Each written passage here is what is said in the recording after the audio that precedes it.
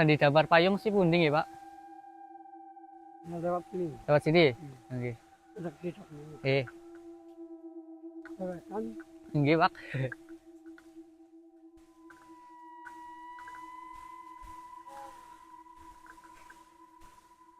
Niku sih candi nggo ngapa ya Pak? lanjutan di namanya ya apa lah. Ngebek apa Oh nggo ebek.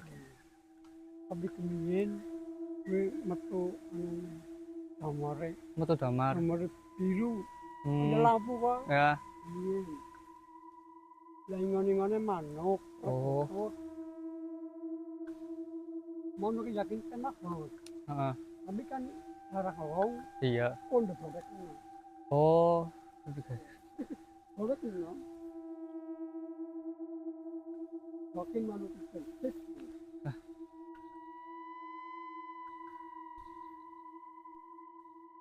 Dan budi. Aku Purbalingga Pak.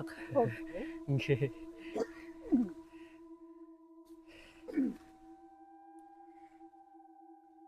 Ini jabat. Nggih. Ngapain berjarum ini? Oh iya.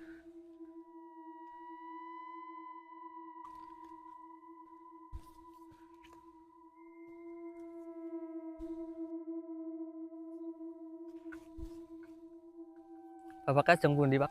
Di sawah. Di sawah.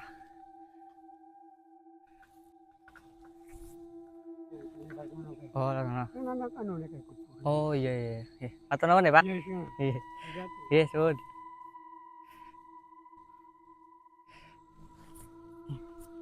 Oke teman-teman, jadi kali ini aku habis diantar sama bapak-bapak mau ke sawah teman-teman.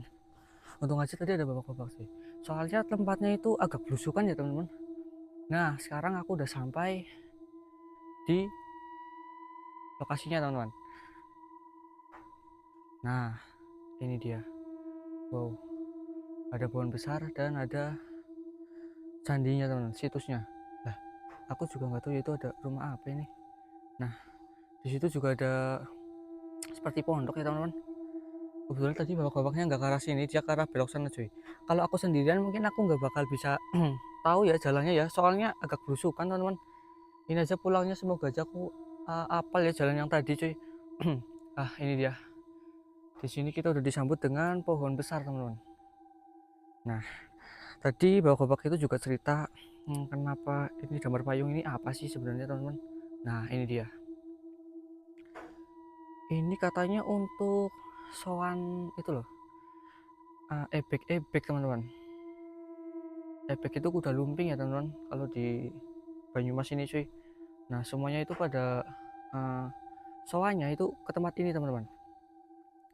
Dan katanya kata bapak-bapak yang tadi itu dulu di sini itu keluar cahaya damar. Damar itu apa ya? Keluar damarnya warna biru teman-teman. Jadi damar itu kayak lentera ya teman-teman, kayak cahaya berwarna biru. Nah akhirnya terus ada burungnya juga teman-teman, burung apa ya, perkutut atau apa, terus tertangkap.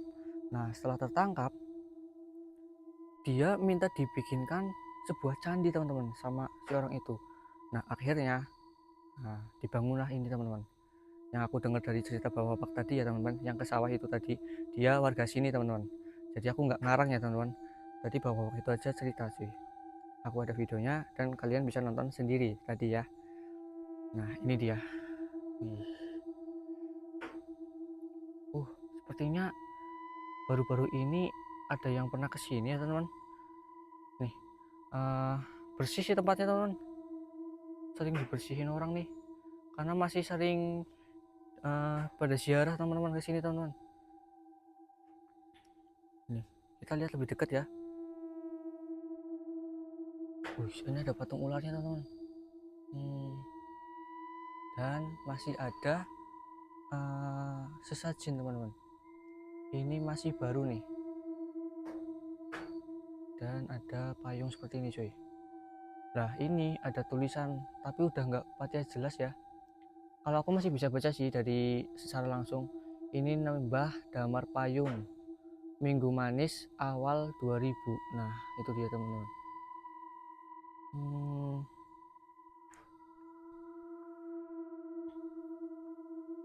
Warga sekitar ini pada menyebutnya ini Candi Damar Payung, teman-teman. Ini ada 2 ular gini ya, patung 2 ular. Nih, bayangin dia bergerak, teman-teman.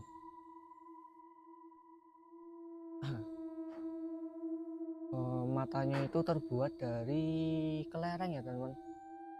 Tuh.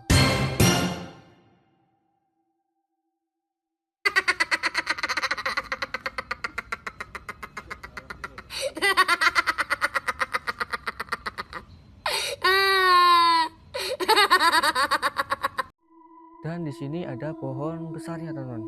Tempatnya bersih sih, karena sering buat ziarah, teman-teman.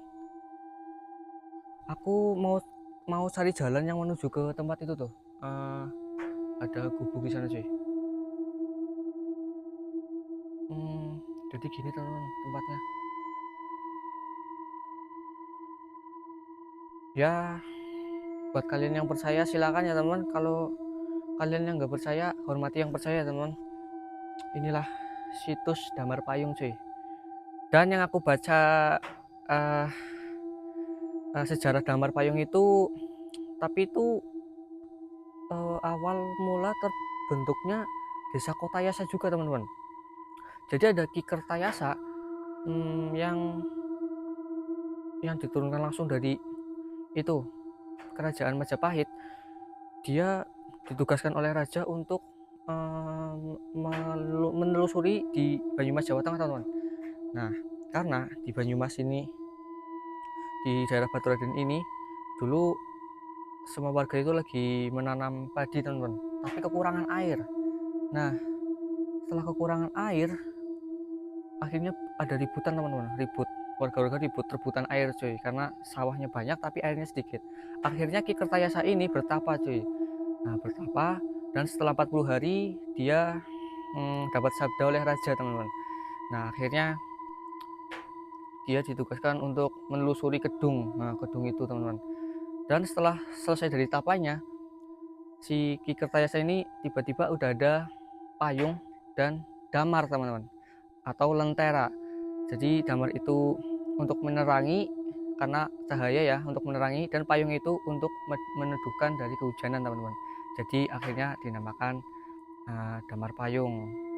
Lalu Ki Kertayasa setelah itu menghilang, teman-teman. Nggak tahu kemana, ada yang bilang meninggal dan jasadnya juga hilang.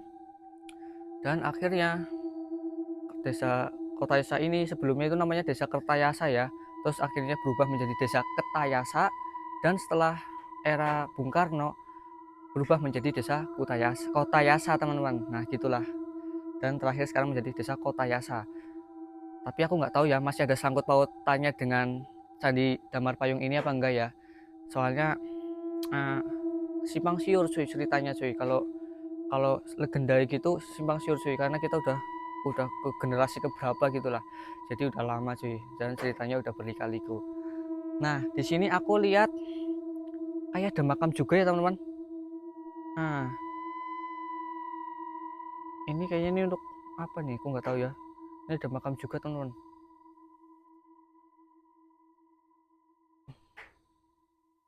Jadi gini, teman-teman, coba sekarang aku mau ngecek yang ke sana ya, teman-teman. Di sana itu ada kayak pondok, cuy. Aku belum tahu tuh. Yuk kita cek ya. Nah, kita bisa lewat sini, teman-teman. Lah, cuacanya sekarang mendung, cuy.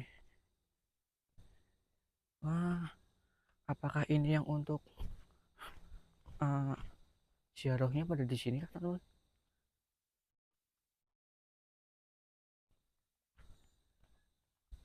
Hmm, ya, ini untuk dudukannya gini ya, teman-teman. Entah ini untuk ziarah atau apa ya. Soalnya aku lihat ini kayak ini untuk kayak tempat sholat deh teman-teman. Nih ada apa ini namanya nih? Ada karpet teman-teman. Sajadah yang buat sholat di masjid-masjid itu loh. Nah di sini ah, ada tulisannya cuy. Mohon doa restu. Kaul pertama situs Damal Payung. Pemangku Desa Kemuduklor Baturaden. Silsilahku. Oke. Aku bisa masuk ke sana nggak ya? Hmm, bentar ya teman-teman. Aku ngelepas ngelepas ini ya.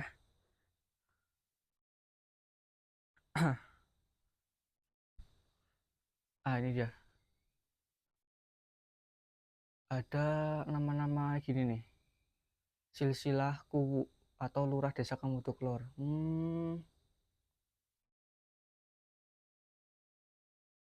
Ini nama-nama lurah ya? Sih semuanya pakai Kanjeng Eyang gitu ya. Kiai. Uh, dan ini yang terakhir yang ada di sini tuh ini pada tahun 46 sampai 73 yaitu Lurah M Tirtareja. Dan ada beberapa karpet teman-teman. Dan di sini ada bekas. Oh, ini minyak duyung teman-teman. Hmm, jadi gitu teman-teman. Dan ada sajadah cuy di belakangku ya, di atasku. Nah, di sini aku juga ngelihat ada sesajen lagi teman-teman. Coba kita lihat ya. Nih, tuh. Ada sesajen lagi di bawah pohon ini teman-teman.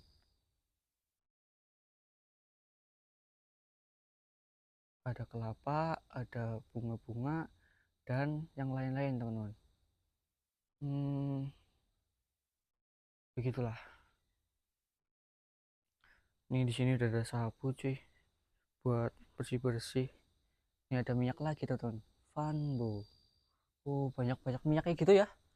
Banyak minyak duyung, minyak vanbo, dan yang lainnya cuy. Berarti emang tempat ini masih masih sering dikunjungi cuy.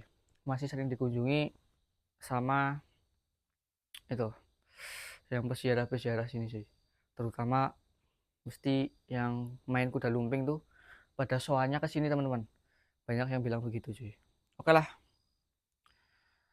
Eh, jadi gitu aja ya teman-teman pengeksploran kita di Candi Damar Payung ini teman-teman. Oke. Terima kasih buat kalian yang sudah menonton video ini ya. Buat kalian yang percaya silakan percaya. Kalau buat kalian yang nggak percaya tolong hormati yang percaya teman-teman. Aku mendapatkan ini semua dari beberapa artikel dan beberapa narasumber warga sekitar teman-teman. Oke. Jadi buat kalian yang percaya silakan. Kalau nggak percaya hormati yang percaya teman-teman. Oke. Terima kasih buat kalian yang sudah menonton video ini. Jangan lupa kalian like, komen, dan follow ya teman-teman. Terakhir namaku Kelvin Setiawan, nge-explore. Bye-bye.